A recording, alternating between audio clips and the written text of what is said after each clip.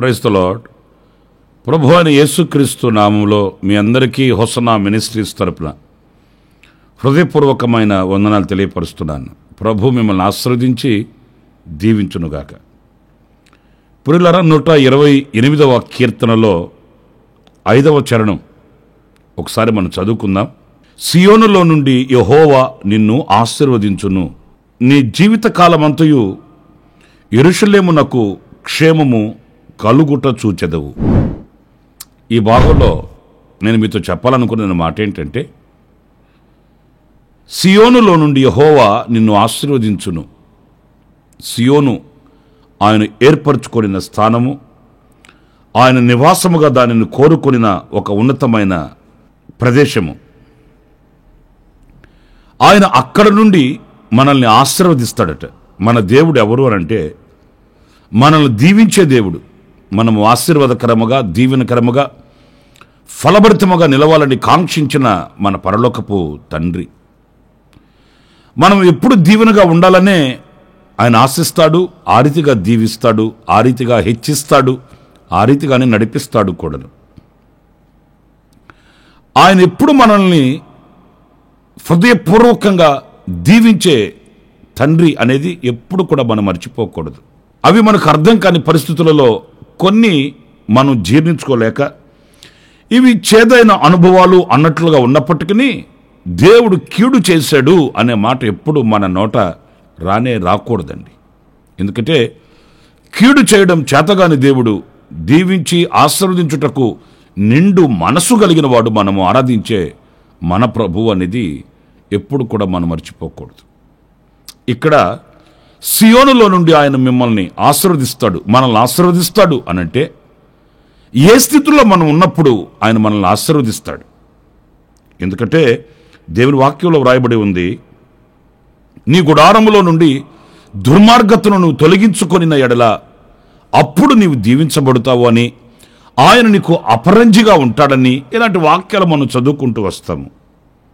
రెండవది, యేసుక్రీస్తు తన శిష్యులను ఆశీర్వదించడానికి పంపిస్తున్నప్పుడు కూడా మీరు వెళ్ళి శుభమని చెప్పండి, ఆ ఇల్లు యోగ్యమైనది అయితే మీ దీవెన, మీ ఆశీర్వాదం ఆ ఇంట నిలిచి ఉంటుంది అని ఒక యోగ్యతను గురించి చెప్పాడు. అంటే దేవుడు మనల్ని ఆశీర్వదించినప్పటికీ కూడా ఆ యోగ్యతని మనం కలిగి ఉన్నప్పుడే మనం పొందుకోగలుగుతాము అనేది మనం నేర్చుకోవలసిన పాఠం.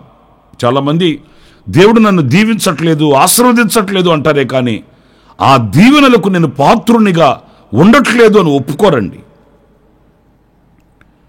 నేను ఎందుకు దీవించబడలేకపోతున్నాను, నా దేవుని దీవెన నేను ఎందుకు అందుకోలేకపోతున్నాను అనే విమర్శ అనేక మందికి కలగదండి. దేవుడు దీవించట్లేదు అంటారు, కానీ వాక్యమేమో సియోనులో నుండి నేను మిమ్మల్ని ఆశీర్వదిస్తాను అని ప్రభు సెలవిస్తున్నాడు. గనుక ఇక్కడ ఒక యోగ్యతని, అర్హతని మనం కలిగి ఉండాలనే విషయాన్ని మనం గుర్తుపట్టాలి. పరిశుద్ధ గ్రంథంలో ఒక ఐగుప్తుని దేవుడు బహుగా ఆశీర్వదించినట్లు మనం చదువుతాము. అతనిని, అతని ఇంటిని, అతనికి కలిగిన సమస్తమును దేవుడు ఆశీర్వదించాడని మనం చదువుతాము. ఇక్కడ మనకు ఒక సందేహం కూడా కలుగుతుంది, ఐగుప్తుని ఇల్లు ఏంటి, ఆశీర్వదించబడడం ఏంటి? ఐగుప్తు అంటే పాపం, లోకం కదా.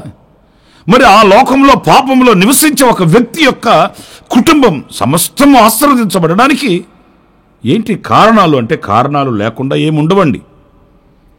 ఆ చరిత్రలో మనం చదివినప్పుడు ఆ ఇల్లు అన్ని విషయాలలో ఆశీర్వదించబడింది, దీవించబడింది, సమృద్ధి అనుగ్రహింపబడింది.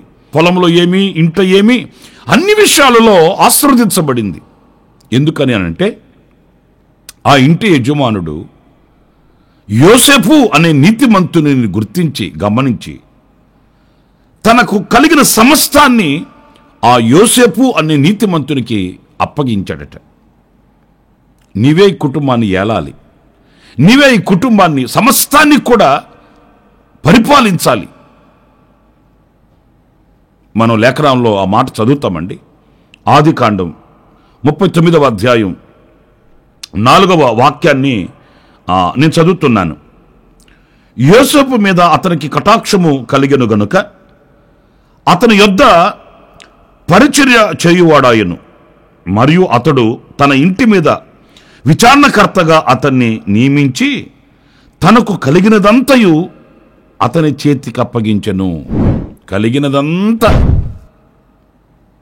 ఆస్తులైతేనేమి, అంతస్తులైతేనేమి, తనకు ఏమి కలిగి ఉందో అంత కూడా యోసేపు నాకు అప్పగించాడట. ఇంకొక మాట కూడా మీరు 5-6 వాక్యాల్లో చదివితే, అతడు తన ఇంటి మీదను తనకు కలిగినదంతటి మీదను అతన్ని విచారణకర్తగా నియమించిన కాలము మొదలుకొని యెహోవా యోసేపు నిమిత్తము ఆ ఐగుప్తీయుని ఇంటిని ఆశీర్వదించెను. అతనికి అప్పగించబడిన ఆనాటి నుండి, అంతకు మునుపు కాదు, అంతకుముందు ఐగుప్తీయుడు బాగానే సంపాదించుకుని ఉన్నట్లుగా ఉన్నప్పటికీ ఆ ఇల్లు ఆశీర్వాదకరంగా లేదండి. యోసేపుకి ఎప్పుడైతే సమస్తాన్ని అప్పగించాడో దేవుడు యోసేపును బట్టి ఆ కుటుంబాన్ని ఆశీర్వదిస్తూ వచ్చాడట. ఈరోజు నేను మీతో చెప్పగలిగింది కూడా ఏంటంటే, మనం దేవుని దీవెన పొందుకోవాలి, ఆశీర్వాదాలు పొందుకోవాలి, క్షేమకరంగా బ్రతకాలి అనుకున్నప్పుడు నీతిమంతుడైన యేసు ప్రభువుకి మనము సమస్తమును అప్పగించిన వారం కావాలండి. మన చదువులే కావచ్చు, మన వ్యాపారాలే కావచ్చు, మన ఉద్యోగాలే కావచ్చు, మన చేతి పనులే కావచ్చు, మన ఇంట్లో ఉన్నవే కావచ్చు, సమస్తము కూడా ఎప్పుడైతే ఆయనకి అప్పగించుకోగలుగుతామో ఆ నీతిమంతుడైనటువంటి దేవునికి, పరిశుద్ధుడైన దేవునికి, పవిత్రుడైన దేవునికి మనం అప్పగించుకుని వారం అవుతామో ఆనాడు నిశ్చయముగా ప్రభువుని బట్టి మనం దీవించబడతామండి. మన నీతి, మన యొక్క యథార్థతను బట్టి కాదు, ప్రభువును బట్టి. ఆయన కుటుంబాన్ని నడిపిస్తున్నాడు గనుక, ఆయన వ్యాపారాన్ని నడిపిస్తున్నాడు గనుక, ఆయన ఉద్యోగంలో మనకు తోడే ఉంటున్నాడు గనుక, మనం చేసే ప్రతి పనిలో కూడా ఆయన కటాక్షం మన మీద ఉంటుంది గనుక ఆయనను బట్టి మనం దీవించబడతాము. అది ఆశీర్వాదకరంగా ఉంటుందండి. మరి ఈ రోజున మనకు కలిగిన వాటిని ఆయనకు అప్పగించుకోగలుగుతున్నామా? నాకు టాలెంట్ ఉంది, నాకు జ్ఞానం ఉంది, నాకు చదువు ఉంది, నాకు కులం ఉంది, నాకు స్నేహితులు ఉన్నారు, నాకు బంధువర్గం ఉంది, నాకు బలగం ఉంది, నాకు బలం ఉంది, నాకు జనం ఉన్నారు, ఇలాంటి వాటిల్లో విర్రవిగుతూ ముందుకు వెళుతూ మరి దీవెనకరమైన అనుభవాలలో నిలవలేకపోతున్నామా? మీరు ఆలోచించండి. కొన్ని సందర్భాల్లో మనకు అన్ని సామర్థ్యత ఉంటుంది, కానీ రాణించలేము. మాట్లాడే శక్తి ఉంటుంది, చేయగలిగిన సామర్థ్యత ఉంటుంది, చెప్పగలిగినటువంటి స్థితి మనకు ఉంటుంది, అన్నీ ఉంటుంది, కానీ ఓటమి పాలవుతుంటాము, అర్థం కాని అయోమయంలో జుట్టు పీక్కుంటుంటాము. నా ప్రియ సహోదరులారా, మనకు కలిగిన సమస్తాన్ని, మనకు కలిగిన సంతతిని, మనకు కలిగిన సమస్త ఈవులను ఆయనకు అప్పగిస్తే ఆయన మూలముగా మనం దీవించబడతాము అనేది మనం నేర్చుకోవాలి. మరొక విషయం కూడా నేను మీతో చెప్తాను. ఒకసారి దావీదు నిబంధన మందసాన్ని తమ పురానికి తీసుకుని వెళుతున్నాడండి. అంతలో అక్కడ ఒక చేదైన అనుభవం వాటిల్లింది. మరణం చోటు చేసుకుంది. ఇక ఏం చేయాలో అర్థం కాక ఈ నిబంధన మందసాన్ని ఎక్కడుంచాలి, ఏం చేయాలనుకుంటున్నంతలో గిత్తీయుడైన ఒబేదేదేము అనే ఒక అతను జ్ఞాపకం వస్తే, అప్పుడు ఆ గిత్తీయుడైన ఒబేదేదేము ఎంట ఆ నిబంధన మందసాన్ని 3 నెలల పాటు ఉంచారట. మనందరికి బాగా తెలిసిన విషయం. 3 నెలల పాటు ఈ నిబంధన మందసం అతని ఇంట ఉన్నప్పుడు ఆ ఇల్లు ఎంతో ఆశీర్వదించబడిందట. దేవుడు అతనిని ఆశీర్వదించాడట. అదే కదా మనం చదివింది, సియోనులో నుండి నేను నిన్ను ఆశీర్వదిస్తానని. 3 నెలలండి. ఆ ఇల్లు, ఆ ఇంట ఉన్న సొత్తు సమస్తం కూడా ఆశీర్వదించబడిననే మాట మనం చదివినప్పుడు ఆశ్చర్యం, ఎందుకు ఇతని ఇల్లు ఆశీర్వదించబడింది?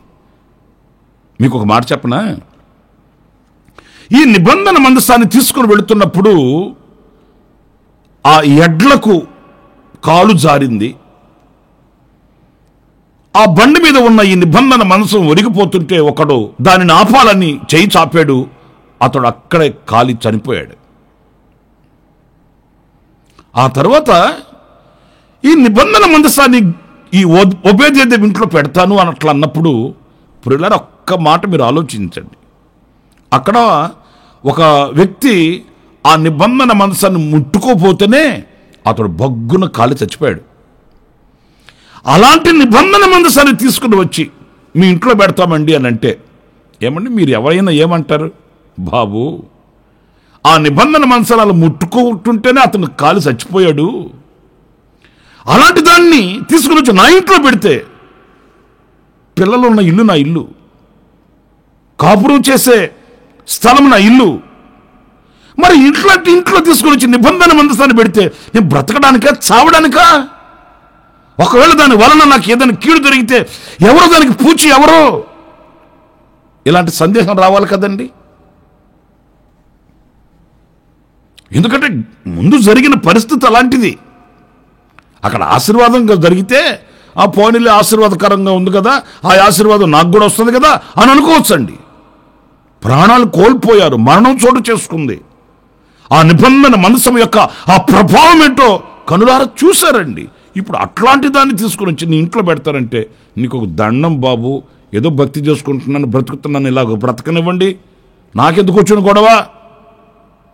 పిల్ల పాప లేని కుటుంబాలు ఏదైనా ఉంటే చూడండి, లేకపోతే బయట ఎక్కడన్నా ఒక షెడ్ వేసి ఆ షెడ్లో పెట్టండి, లేకపోతే ఒక ఆలయంలో పెట్టండి, అంతేకాని నా ఇంట్లో పెడతారేంటండి అని ఉండాలండి. కానీ ఓబేదెదోము అట్లా అనలేదు, సందేహించలేదు. అతను చనిపోయాడంటే అతని అవిధేయతను బట్టి అతను చనిపోయాడు. నిబంధన మందసం నా ఇంట్లో ఉంటే నాకెందుకు కీడు జరుగుతుంది అని సందేహించక విశ్వసించిన వాడై అతడు నిబంధన మందసాన్ని తన ఇంట చేర్చుకున్నాడు. ఈ సందేహం లేక నిబంధన మందసాన్ని ఆహ్వానించి నిబంధన మందసాన్ని చేర్చుకున్నవాడు గనుక అతనికి 3 నెలల పాటులోనే ఒక గొప్ప దీవెన కలిగిందండి. ఆయన ఎవరిని ఆశీర్వదిస్తాడు అని అంటే ఇదిగో ఇలాంటి సందేహించక నిబంధన మందసము అనే ఆ దైవ సన్నిధిని కోరుకున్న వ్యక్తుల్ని నిశ్చయంగా ఆశీర్వదిస్తాడండి. మరి దేవుని సన్నిధిని మీరు కోరుకుంటున్నారా? దేవుని ప్రసన్నతను మీ ఇంట ఉంచుకుంటున్నారా? దేవుని వాక్యాన్ని, దేవుని పద్ధతుల్ని సందేహించక ఆహ్వానిస్తున్నారా? ఈ రోజున ఎన్ని సందేహాలో, భక్తిగా కనబడితే ఉద్యోగాలు రావేమో, మేము ప్రభువుని నమ్ముకున్నామని తెలిస్తే మమ్మల్ని సమాజంలో మరొక విధంగా చూస్తారేమో, ఉద్యోగ అవకాశాలు తప్పిపోతాయేమో, ఎన్నో సందేహాలండి.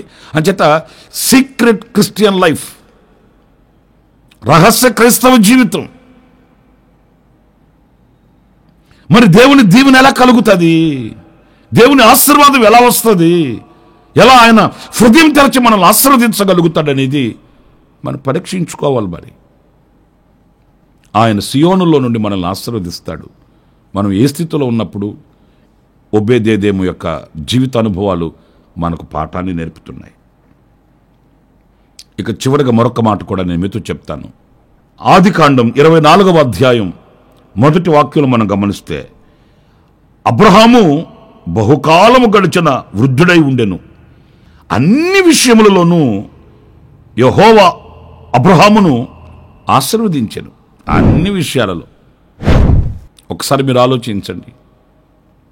ఆర్థికంగా, ఆరోగ్యంగా, ఆత్మీయంగా, కుటుంబపరంగా, వ్యాపారపరంగా, ఉద్యోగపరంగా, వ్యక్తిగతంగా అన్ని విషయాలలో మనం కొన్ని విషయాలలో ఆశీర్వదించబడిన వ్యక్తుల్లాగా కనిపిస్తాము, కొన్ని విషయాలలో దీవించబడిన వ్యక్తుల్లాగా కనిపిస్తాము. కానీ అబ్రహాం అలా కాదు. అన్ని విషయాల్లో ఆయన ఆశీర్వదించబడ్డాడట. నేను అబ్రహాం గురించి మీకు చెప్పాల్సిన అవసరం ఏం లేదు, మీకు అంత బాగా తెలిసిన విషయాలే. ఆయన పూర్ణముగా దేవుని మీద ఆనుకొని ఎక్కడికి వెళ్ళవలనో ఎరుగకయే బయలుదేరి వచ్చినవాడు. ఇప్పుడు దీనికి దానికి సంబంధం ఏంటండి అని అంటారేమో. ప్రభు కొరకు అన్ని విడిచాడు, ప్రభు కొరకు విడిచిన అతనికి ప్రభువు అన్నీ ఇచ్చాడు. నేను ప్రభువుని నమ్ముకొని ఇది పోగొట్టుకున్నాను అనే మాట ఇప్పుడు అబ్రహాము నోట రాదండి. నేను ప్రభువుని నమ్ముకొని బయలుదేరి వచ్చి నేను ఇంత పోగొట్టుకున్నాను, ఇన్ని పోగొట్టుకున్నాను అనే మాటకి అబ్రహాము దగ్గర తావే లేదండి. ఎందుకంటే దేవుని కొరకు ఎంతైతే వదులుకున్నాడో దేవుడు మరలా ఆయనకి అంతకంటే రెట్టింపుగానే ఆశీర్వదిస్తూ వచ్చాడు. అబ్రహాము అన్ని విషయాలలో ఆశీర్వదించబడడానికి గల కారణం ఏంటంటే ప్రభు కొరకు ఆయన అన్ని వదులుకున్నాడు. స్వజనులను వదులుకున్నాడు, సొంత ఇంటి వారిని వదులుకున్నాడు, కుమారుని వదులుకున్నాడు. ప్రభువుని తప్ప ఈ లోకంలో అన్ని వదులుకున్నాడండి. అందుకే ప్రభు అతనికి అన్నీ అనుగ్రహించాడు. ప్రియమైన దేవుని బిడ్డలారా, దైవ దీవెనలు ఒక వ్యక్తి మీదకు ఊరకనే రావండి. దేవుని ఆశీర్వాదాలు సరదాగా మనకు దొరకవండి. మరి మన ప్రభు కొరకు ఏమి వదులుకోగలుగుతున్నాము, ఏ విడిచిపెట్టగలుగుతున్నామండి? ప్రభు కొరకు లోక సంబంధమైన ఆచారాలు విడిచిపెట్టగలుగుతున్నామా? లోక సంబంధమైన పద్ధతులు విడిచిపెట్టగలుగుతున్నామా? లోక సంబంధమైన స్నేహాలు విడిచిపెట్టగలుగుతున్నామా? దృశ్యమైన కులగోత్రాలను విడిచిపెట్టగలుగుతున్నామా? మీరు ఆలోచించండి. ప్రభు కొరకు విడిచిన అబ్రహాము అన్ని పొందుకున్నాడు. మరి ఈరోజున అన్ని దీవెనలు మన మీదకి రావాలి అని అనుకున్నప్పుడు మనం కూడా అలాంటి సమర్పణ కలిగినటువంటి వ్యక్తులుగా మలచబడాలి, మార్చబడాలి. అలాంటి కృప దేవుడు మనందరికీ అనుగ్రహించునుగాక. 3 విషయాలు చెప్తూ వచ్చాను. సియోనులో నుండి యెహోవా నిన్ను ఆశీర్వదిస్తాడు. ఎప్పుడు? నీకు కలిగిన సమస్తము ఆయనకు అప్పగించుకున్నప్పుడు. నిబంధన మందసము అనే ఆయన సన్నిధి నీ ఇంట ఉన్నప్పుడు.